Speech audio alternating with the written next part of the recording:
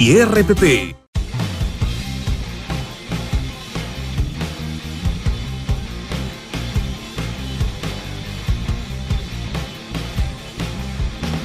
Este programa llega gracias a Cambista.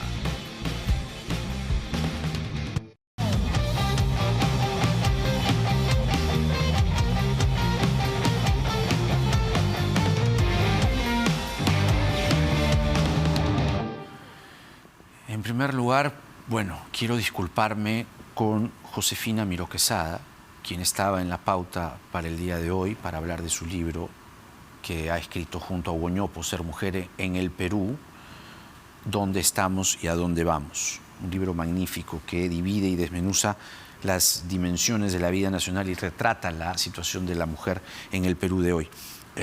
Josefina estará con nosotros el día lunes, ¿ah? Eso en primer lugar.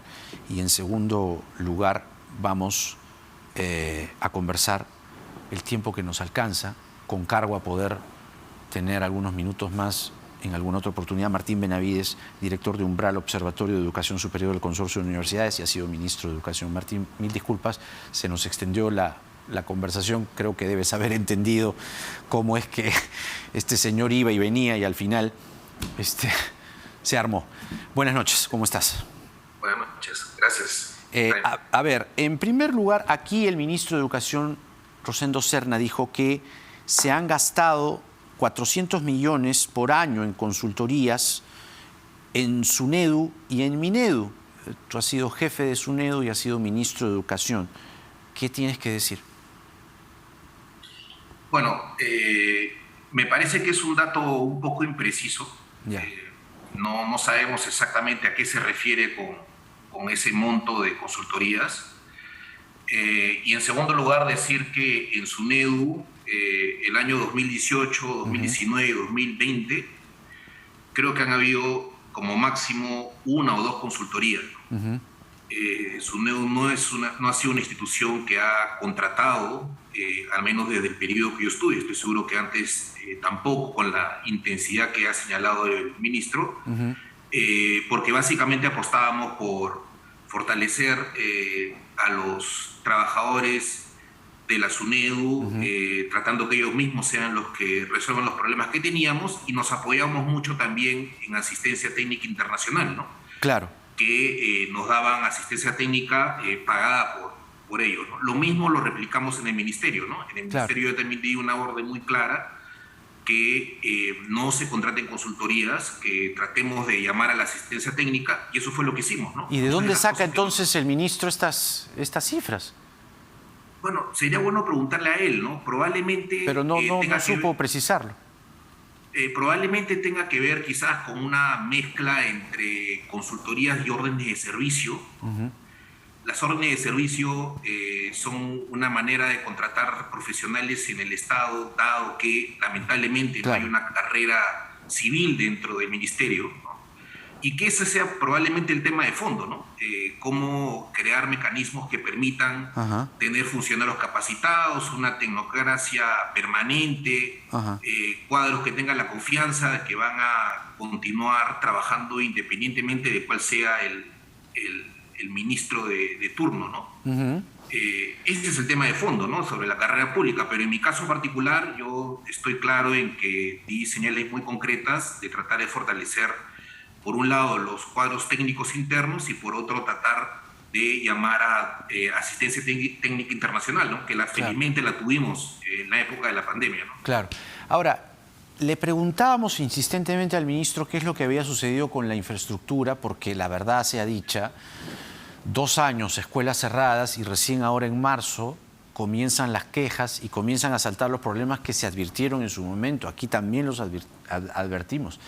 ¿Qué explicación tendrías tú como exministro de Educación? Bueno, la infraestructura educativa es un problema que lo hemos sufrido muchos ministros, y tiene, digamos, 2 maneras de analizarse, ¿no? La primera es que hay una brecha estructural, ¿no? Hay definitivamente colegios en riesgo. En zona rural son aproximadamente 17.000 colegios que hay que cambiar por completo.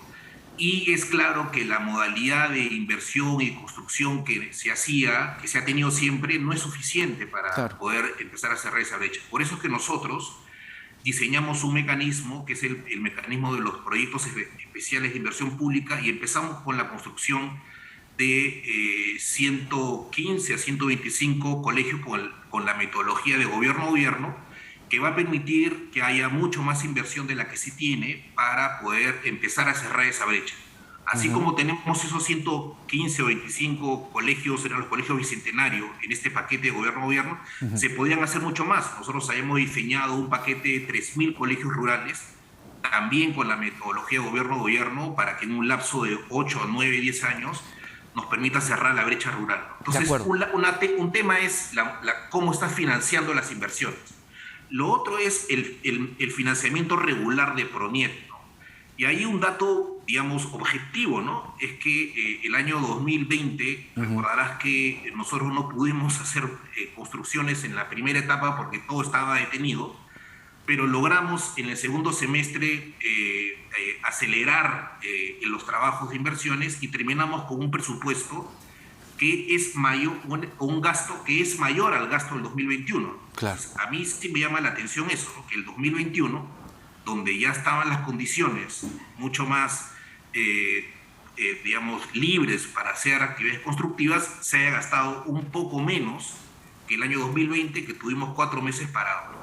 Eso, claro. ¿Con qué podría haber tenido que ver? Quizás con el cambio de gobierno, quizás con que en concreto no han habido las convocatorias que se debían haber tenido para nuevas construcciones, y eso es lo que, digamos, podría haber estado impactando en que no se haya gastado lo suficiente. Exacto. Para poder tener los colegios, digamos, preparados para este momento. Exacto. Ahora, igual estaban los kits de higiene, recordarás que eran los 165 millones de soles que los colegios han tenido, 300 millones, el ministro lo ha dicho, ¿no? 300 millones en 2020, 300 millones en 2021, y habrá que ver entonces por qué es que algunos colegios siguen con los problemas que está señalando, ¿no? Los colegios que han tenido que tener remodelaciones. Así es. Para poder... o sea, había plata, dices tú. El problema ha sido la gestión. En parte, digamos, son las dos cosas, ¿no? Por un lado es el que la inversión no es suficiente, pero por otro lado es también saber que se pudo haber hecho más con los recursos que se tenían, ¿no? Claro, claro. Ha sido importante escucharte, Martín, y ha sido un gusto conversar contigo, y creo que completa un poco lo que el ministro dijo esta semana. Un abrazo a la distancia y que tengas buenas noches, ¿eh? Okay. Gracias. Muy bien, nos pasamos de la hora, y claro, eso pues ha sido por la extensión de la entrevista al empresario Samir Villaverde, ¿no? Con quimba, con habilidad para, ¿no?, querer torcer el foco, ¿no?, de la cuestión. Ustedes sabrán juzgar.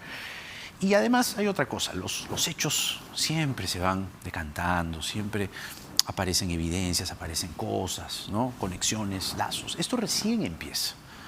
A partir de los dichos aparecerán evidencias, si es que las hay, y se corroborará todo lo que haya que corroborar, ¿no? Así que ha sido un gusto, como siempre, estar con ustedes, porque en el Perú de hoy